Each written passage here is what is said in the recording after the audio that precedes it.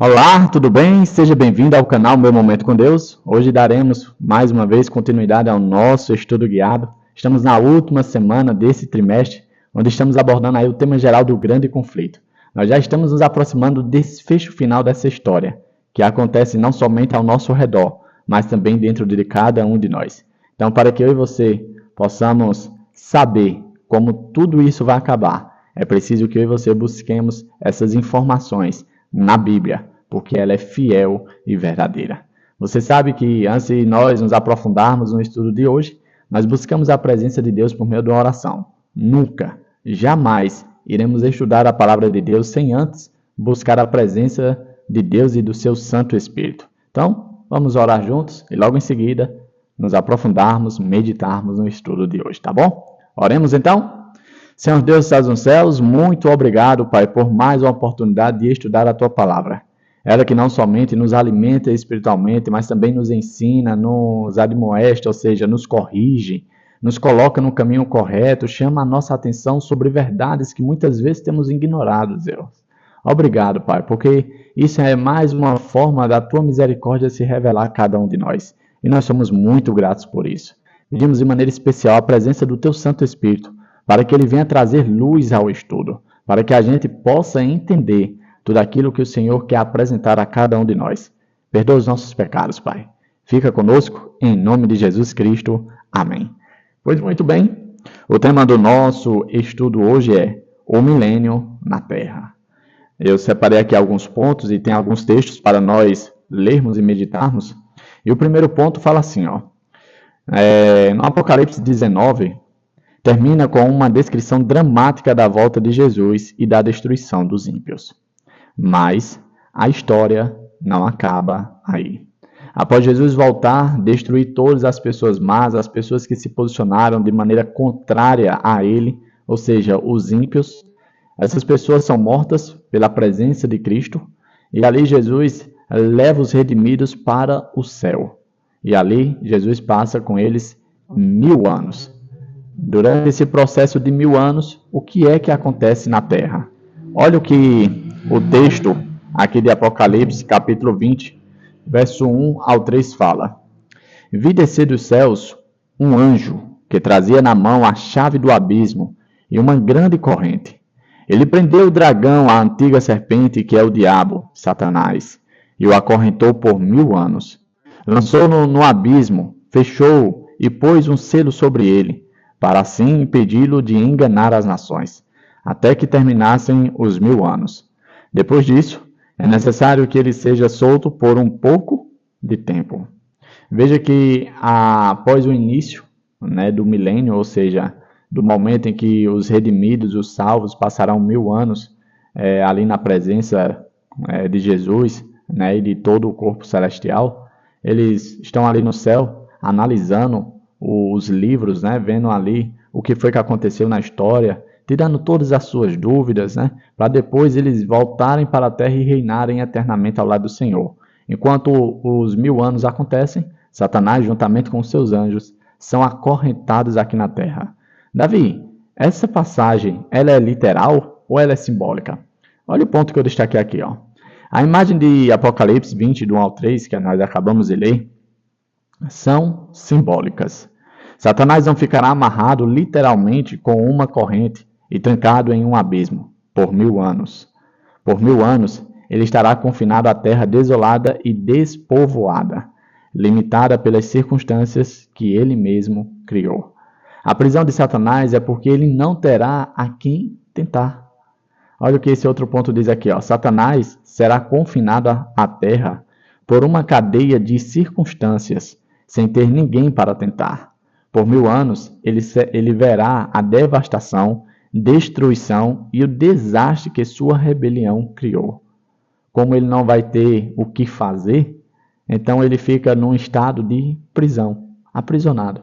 Não tem o que fazer, não tem nenhum plano para colocar em prática, apenas contemplar toda a desgraça e miséria que por meio da sua rebelião ele causou, tanto às pessoas que estarão ali deitadas no chão, mortas, servindo como adubo para a terra. A Bíblia até de uma forma bem bem, vamos dizer assim, realista, fala como esterco, né?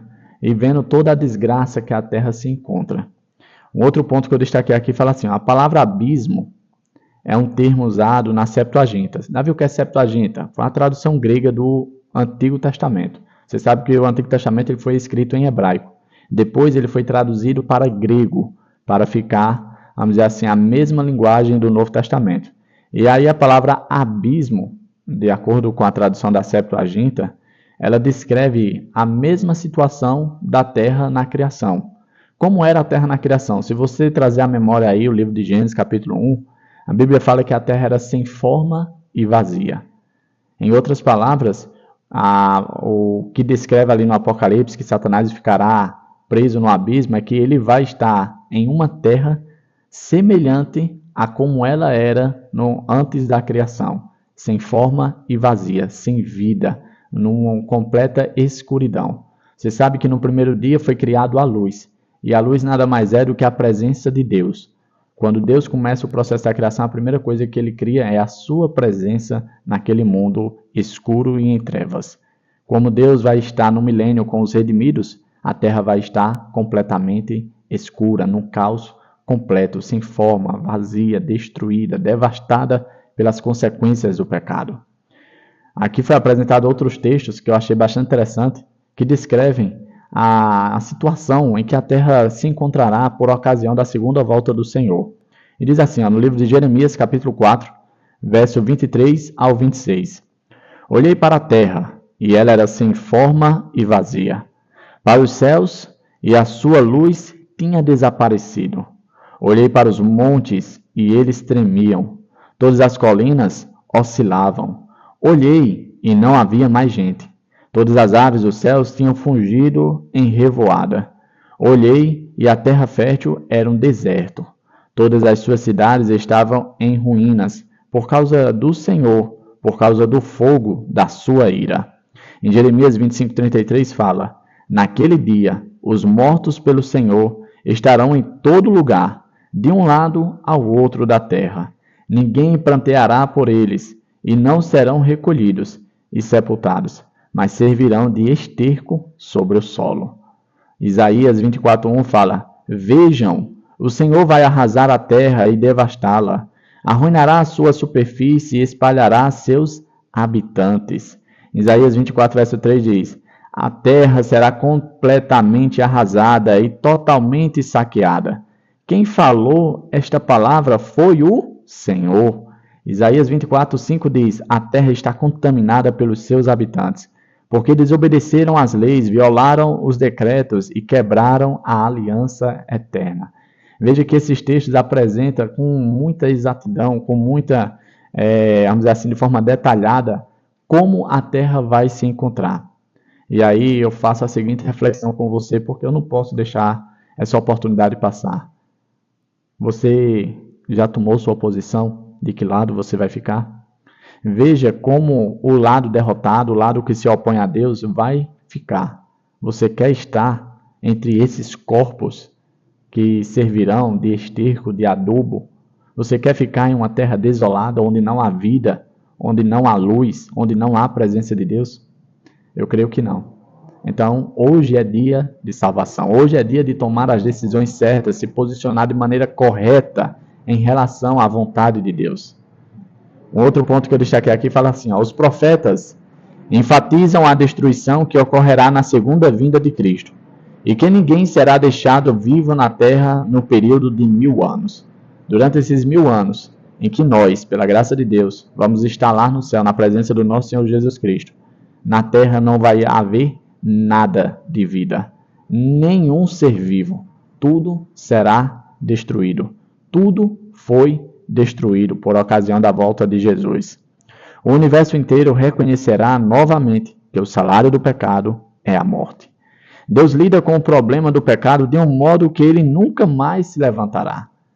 Ou seja, todas as pessoas que viveram nesse mundo, todas as pessoas que acompanharam a história desse mundo, elas terão a devida convicção de que o pecado não vale a pena, de que o pecado é algo mal, ruim, que faz mal, que não é desejável. Por conta de toda essa experiência calamidosa que eu e você vivemos hoje, o pecado nunca mais será levantado. Porque não vai restar nenhuma sombra de dúvida de que Deus é justo, e de que seu reino é justo, e de que suas leis são justas. Ou seja, vai ficar comprovado que Jesus, o nosso Deus, sempre teve razão, e que Satanás, o pai da mentira, enganou a todos aqueles a quem se envolveram com ele. E aí continua dizendo o seguinte: Deus faz isso de 3 formas. Como é que o pecado nunca vai se levantar novamente? Olha as formas que Deus utiliza. Primeiro, ele revela seu amor ilimitado, seu desejo e esforços incansáveis para salvar a humanidade. A gente de fato viu isso. A partir do momento em que Adão e Eva pecaram, Deus não abandonou. Deus sabia de todas as coisas, sabia o que tinha acontecido e mesmo assim buscou e providenciou a graça redentora, né? A substituição por meio ali da morte do Cordeiro, já pré-anunciando que alguém iria pagar o preço do pecado no futuro. E a gente vê Deus tendo paciência, misericórdia, amor durante toda a história, buscando alcançar o seu povo, tentando demonstrar o seu amor. E a gente vê isso de forma máxima e mais exata quando Jesus Cristo encarna na terra e verte a sua vida por amor de todo aquele que nele crê.